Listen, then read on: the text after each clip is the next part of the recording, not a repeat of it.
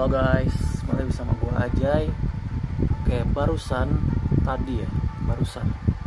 jam yang lalu sudah digelar pertandingan antara Barcelona versus Real Madrid di Supercopa, dimana Barcelona menang meyakinkan dengan skor 5-2 ya.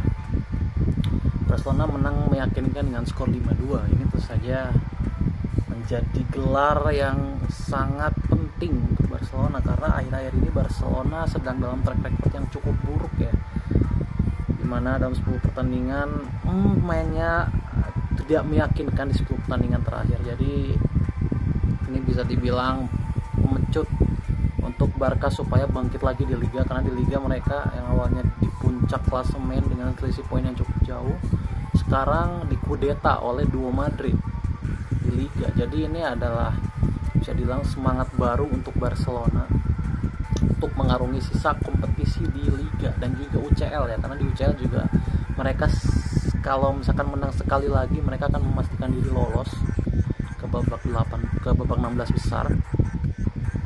Jadi we'll see apakah Barcelona bisa mendapatkan gelar berikutnya di season ini.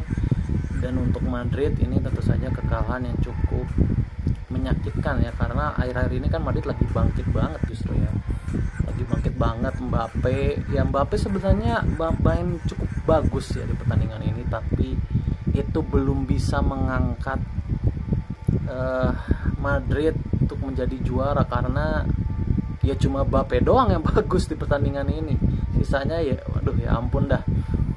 Apalagi Vasquez dan Tchouaméni ya ampun, mainnya bener-bener bukan di level Madrid gitu ya. Vasquez gue masih bisa tolerir lah, karena Vasquez bisa dibilang sudah berumur, sudah senior, jadi kecepatannya juga sudah melambat ya, refleksnya juga sudah melambat, kalah dengan rapinya. Kelihatan banget dia kalah cepat dengan rapinya. Di 2 pertandingan terakhir Vasquez menghadapi rapinya ini selalu bisa ngobok-ngobok Vasquez. Memang ya Vasquez kan sudah ada di tim ini sejak era Ronaldo ya, jadi sudah lama sekali gitu. Jadi ya si Vasquez, terus kemudian Modric juga dimasukkan, tapi ya tidak banyak memberikan impact apapun, karena Modric pun kelihatan banget sudah sangat lambat ya, passingnya, refleksnya, segala macamnya sudah sangat lambat. Jadi ya gue rasa memang Vasquez dan Modric ini sudah saatnya untuk mengakhiri masa kerjanya di Real Madrid, karena ya secara kualitas memang sudah sangat menurun dibanding prime mereka, sudah sangat menurun ya. Jadi ya Barca bermain sangat dominan. Lagi-lagi ya duet Yamal Raphinha ini gue sangat impress gitu dengan keduanya, makanya gue bikin video ini. Gue kan jarang ya nge-komen pertandingan atau isu internasional, kan gue jarang ya pertandingan sepak bola internasional. Tapi khusus di pertandingan tadi, untuk gue Yamal Raphinha ini benar-benar another level ya, dibanding Vinicius, dibanding Rodrigo. Kita tahu Vinicius menang Ballon d'Or, menang FIFA Player Award ya, bukan menang Ballon d'Or, menang FIFA Player Awards, tapi ternyata seperti tidak berbentuk ya di pertandingan tadi. Dia bener-bener hilang hampir satu game. Vinicius hilang, dan Rodrigo angin-anginan, kadang bagus kadang jelek, dia juga membuang banyak peluang. Cuma Mbappe yang kelihatan stabil bagus gitu. Sisanya Valverde angin-anginan, kemudian Camavinga ngedrop, Tchouaméni ngedrop, kemudian Rodrigo juga biasa aja, Vasquez menurun banget ya, Mendy juga menurun banget. Jadi apalagi Courtois nyaris tidak bisa melakukan save penting ya. Itu bisa dibilang 5 gol yang bersarang ke gawang Madrid itu bisa dibilang ya bola-bolanya itu sebenarnya kalau Courtois cepet dikit sebenarnya bisa aja dapat gitu, tapi Courtois juga refleksnya lagi sedikit jelek. Jadi ya ini hasil yang meyakinkan untuk Barcelona mengarungi sisa kompetisi. Gue ingin bicara soal Yamal dan Raphinha ya. Raphinha ini kan didatangkan dari Leeds ya, dan memang gue tuh udah interest dengan pemain ini, bahkan di FM pun gue sempat pakai pemain ini gitu.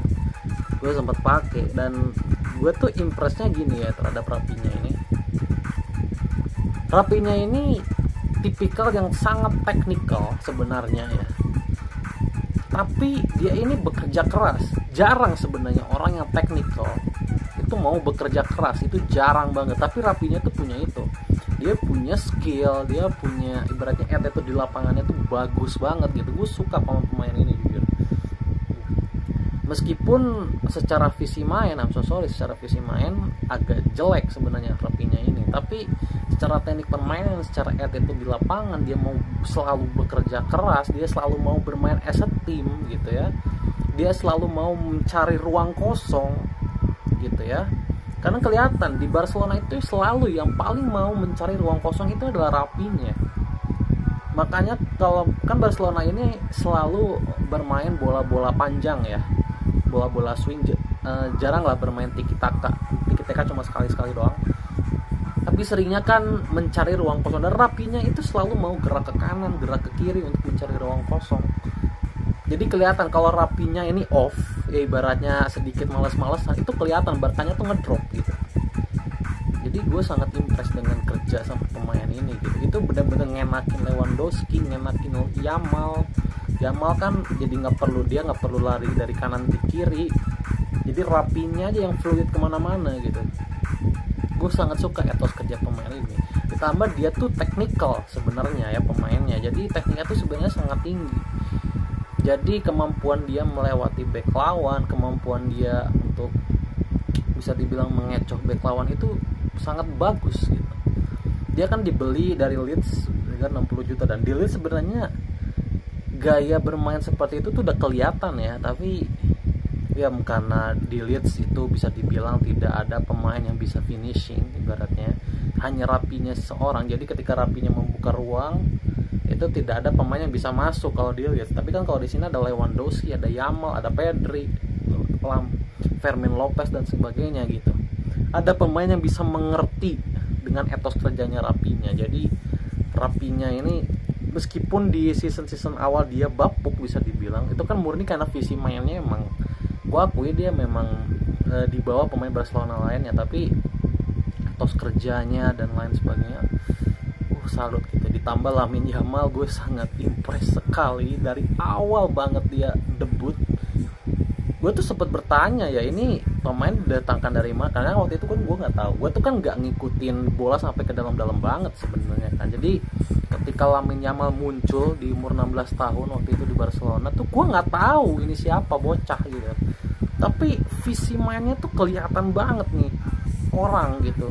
Passingnya bener, kemudian tenang sekali untuk pemain yang waktu itu masih 16 tahun. Dan wah, itu kan waktu ya Yamal tuh sampai di FM update terakhir itu belum ada loh pemain namanya Lamine Yamal. Mungkin baru ada di FM 2024 ya. Kan gue main FM udah dari 2012an. Itu sampai FM 2022 terakhir gue main itu Lamine Yamal belum ada, 2023 bahkan. Lamine Yamal itu belum ada, baru ada ketika gue download lagi FM 2024. Di 2024 baru ada Lamine Yamal. Dan buset, Lamine Yamal itu potensinya 200 di FM, bener-bener tertinggi. Dan saat itu gue sering banget ngikutin Barca ya sejak Lamine Yamal ini ada. Dan wah, untuk anak 16 tahun sih, ini anak 16 tahun paling eksepsional yang pernah gue lihat ya. Dimana passingnya, terus cara dia ngegocek bener-bener selevel Salah. Di umur 17 tahun dia sudah selevel Salah. Mo Salah, kalian tahu kan Mo Salah, sudah selevel Mo Salah. Jadi wow gitu untuk pemain ini. Tadi pun dia cetakkan 1 gol dengan menggocek-gocek back Madrid dan menaruh bola di pojok. Itu sih bisa dibilang golnya lumayan khas Messi ya, bisa dibilang. Dia gocek ke tengah, kemudian dia taruh di pojok bolanya. Itu khas Messi banget. Ya gue nggak tahu ya kedepannya Yamal ini bisa di level Messi atau enggak. Bahkan either Messi sekalipun di umur dia itu belum sehebat Yamal. Messi di umur 17 tahun itu bisa dibilang masih anak cadangannya Ronaldinho di saat itu, di umur 17 tahun. masih kadang main kadang enggak, belum jadi andalan lah di umur 17 tahun. Tapi Yamal sudah. Dia ini pemain, kalau dia bisa selevel Messi ya, wah nggak ada lawannya sih. Karena Haaland tidak ada di level Messi, Mbappe juga kelihatannya tidak akan pernah sampai ke levelnya Messi. Jadi kalau Yamal bisa selevel Messi, ini 15 tahun ke depan adalah eranya Lamine Yamal. Nggak akan ada lawannya, kecuali muncul lagi anak 16 tahun yang selevel Yamal. Tapi kalau Yamal terus-terusan konsisten, kalau dia tidak diganggu cedera ya, Yamal sih bisa banget ya selevel sama Messi. Bisa banget gitu. Mungkin dia menciptakan, sekarang kan insting golnya belum terlalu kelihatan ya, tapi kan dia masih sangat muda, 17 tahun cok. 17 tahun insting golnya bisa banget diasah hanya dalam waktu 1-2 tahun. Umur 19 mungkin udah bisa jadi monster gol seperti Messi, 50 gol semusim konsisten, 50 gol assist per musim konsisten. Kalau dia berkarir sampai 15 tahun ke depan, 750 sudah selevel Messi Ronaldo total golnya. Jadi wow sekali untuk pemain.